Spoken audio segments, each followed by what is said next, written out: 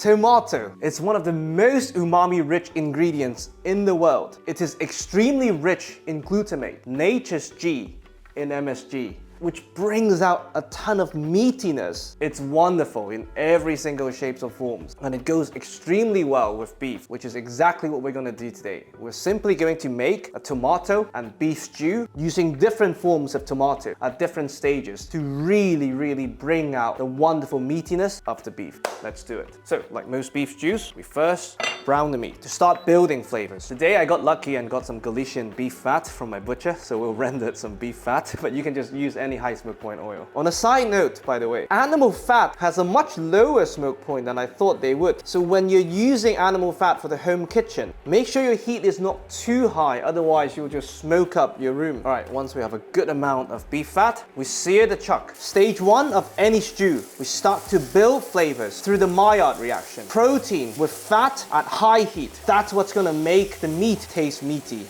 And of course, the meatiness will be reinforced today by the glutamic acid of the tomato. Make sure you don't crowd the pan and you do them in batches, or you could do them in 2 separate pots. Otherwise, they release way too much moisture and they start boiling themselves instead. If you're not using a non-stick, let it stick in the beginning. It's absolutely fine. Once it's caramelized properly, it would most likely unstick itself, and whichever bit gets stuck will mop them up with the cooking liquid anyway. While that's going on, we prepare our aromatic vegetable. And to keep it really simple and let the tomato shine, we're only using an onion today. Beautiful browning. Oh, look at that. Once everything is beautifully brown. By the way, you might have noticed I have not seasoned this yet because of what we plan to do to the tomato seeds later. So we carefully remove the beef. Oh, look at this color. Look at this beautiful color. We set them aside. And now to mop up all these burned bits, all the fond, the beautiful flavors, we add our onions. Stage 2 of building flavor. We're evaporating the water content from the onion to concentrate the flavors, especially the sweetness and the moisture that's being released by the onion. Have deglaze the pan fully, mopping up all those burnt bits we talked about earlier. This time, we season a tiny bit of salt because this will also help the onion release its moisture. And now we introduce the first of our tomatoes and the strongest one, the sun-dried tomato. It has the most concentrated flavors, thus the most concentrated glutamic acid, thus the most umami. And they are very overpowering. So for a kilo of beef, we're using that much. Chop them up, simply add them. Sun-dried tomato is an acquired taste. Some people love them, some people really don't like them. But using it in a stew is a different story. It's like the difference between raw coriander and cooked coriander. You might not even detect it, but you'll love it. Now, straight in.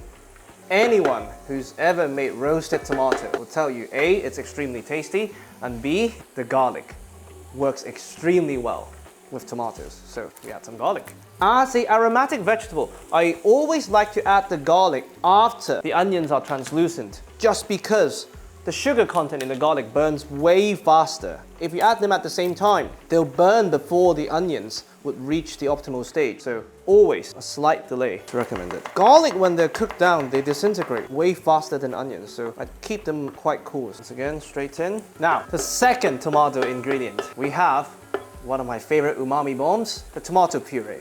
Again, this has much deeper flavors than the tin tomato and of course the fresh tomatoes. This would stand up to the meat and make the meat meatier. With tomato puree, you really need to cook it out a tiny bit to evaporate the water content, which would take a bit of the harshness with it. Now, once most of the water content has evaporated, we add the tin tomatoes. Tin tomatoes are incredible because they are preserved at the right time of ripeness when they're in season. So they're almost always better than fresh tomato, unless you're using them in the summer. About 2 cans without the liquid. Break them apart. Now, just like with the onions, we're going to evaporate most of their water content. So we get very concentrated umami and very concentrated flavors. Honestly, wearing white seemed like a really good idea when I started the channel. Now, once there's not much to evaporate, we add our beef pieces back in. Like I said many times, for stews, stacking efficiency actually matters, because that determines how little or how much water you have to add. And of course, we want to minimize dilution of flavors, so the less water the better. Okay, I think 2 layers, that's a must, unfortunately, in this instance. Of course, all the resting meat juices And instead of adding water directly, I'm going to deglaze this pan as well. Also makes washing easier later. So for me, this is enough water, considering the shrinkage later. Now, to that, we add a few bay leaves, and I'm trying to be very restrained, but this just works so well with any beef stew. 2-star anise. And continuing on the umami theme, a dash of light soy sauce. So, 3 hours, this will be extremely tasty. But we're gonna do it in the oven today for 2 reasons. One, because of how much tomato we've added. The cooking liquid is very thick, which makes it quite easy to burn at the bottom, and you would have to mother it. And 2, the one form of tomato we have yet to introduce is roasted tomato. By baking this whole thing in the oven, the bits of the tomato that floats to the top would get the caramelization you would normally get with roasted tomato. And we all know roasted tomato and steak, marriage made in heaven. So this now goes into a preheated oven at 150 for 3 hours, during which I would encourage you to move them around every half an hour so you have equal opportunity browning. Oh, bottom shelf, by the way. While that's cooking, we deal with the last tomato. To get the most out of the fresh tomatoes, of course, we divide and conquer. So first, we remove the skin. We simply blanch them very quickly, and we dunk them in ice cold water to stop the cooking. The skin is mainly for the color, but it has very little flavor.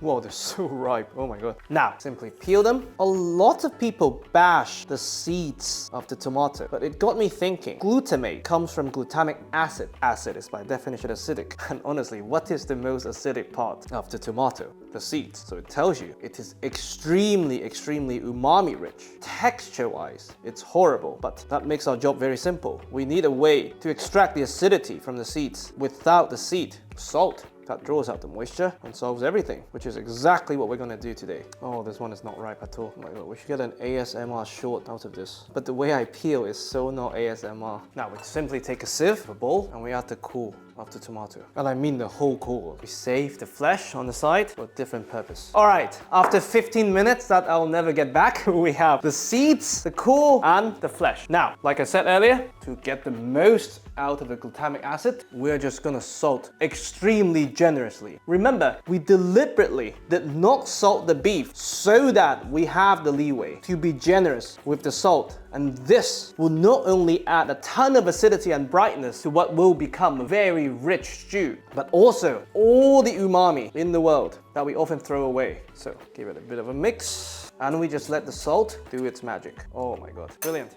Now, the flesh, on any other day, this would be the umami bomb, but we're with umami heavyweights now. So we're gonna use them to add some brightness, acidity, texture, but to make it not feel left out in the umami battle, we're going to utilize my good friend Sholin's technique, the kobujime, a technique that Japanese sushi chefs often use for sashimi to add umami and firm up the flesh. So, since we'll chop them up anyway, presentation is not the biggest consideration. What we want to do is simply have some seaweed at the bottom, put the flesh on top, and the liquid from the tomato will soften the kombu. And then you can wrap them and press them if you wish. For presentation's sake, we're just gonna chop them up salsa style later on. Serve on the side for some brightness. Kombu goes on top. And this goes into the fridge while this is cooking. And in 2.5 hours, we'll come back and assemble the whole dish. I'll see you then. All right, with T-5, we're going to make the kobujime salsa. As you can see, the moisture released from the tomato flesh has softened the kombu. They have imparted a ton of umami, the MS of the MSG, to complete our 3 letters. So now we make a very quick salsa. We take the flesh and we finally dice them. They've really firmed up, by the way. Brilliant. I mean, this is a wonderful dish on its own. Now to that, we simply add half a shallot. And you want the shallot quite fine because you don't want to have too much contrasting texture with the tomato. Brilliant. Of course, a bit of coriander. If you don't like coriander, you can skip this one. I personally really like the stalks. And a generous splash of lime juice. Before mixing and salting, really take it to the next level. Remember, we have the sieved seeds that are just full of flavors and it's very salty. So I'm gonna add a few spoons to that. Taste. Oh my god, this is incredible. Wow. Yeah, just wow. No other way to put it. Taste. Incredible. This is probably the most umami you could pack in a bowl. Wow, amazing. So now we check on the beautiful stew. By the way, during cooking, I've skimmed off about half a bowl of fat, optional of course. And now, I mean, look at this. This is just amazing. Wow. I can afford to take maybe a tiny bit more fat, because that's not just the fat we added, it's the fat that's rendered from the chuck. Give it a mix. Remember, this is really hot. Oh my god, look at the consistency. And of course, you can reduce it as much as you want. For me, this is already insane. And the browning that's achieved via the oven. Don't need the bay leaf anymore. Oh my god, this is insane. Now, the secret weapon. All the glutamic acid in the world goes in. The reason why we add this the last minute is also to preserve the acidity, because acidity evaporates with water. Now we have a very balanced dish with all the richness of the beef, of the sun-dried tomato, of the tinned tomato, but the brightness and acidity from the fresh tomato, and all the umami in the world. Taste.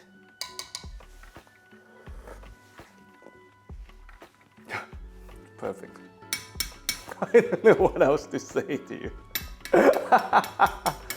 Wow! Let's plate one, shall we? Wow, this is incredible. Oh my god, this is just so beautiful. The texture, the consistency of it all. Wow. And of course, we have this extremely flavorsome umami bomb that also brings the freshness to go on top. And that's it, umami heaven. This is tomato stew with a touch of beef. I really, really, really hope you enjoy.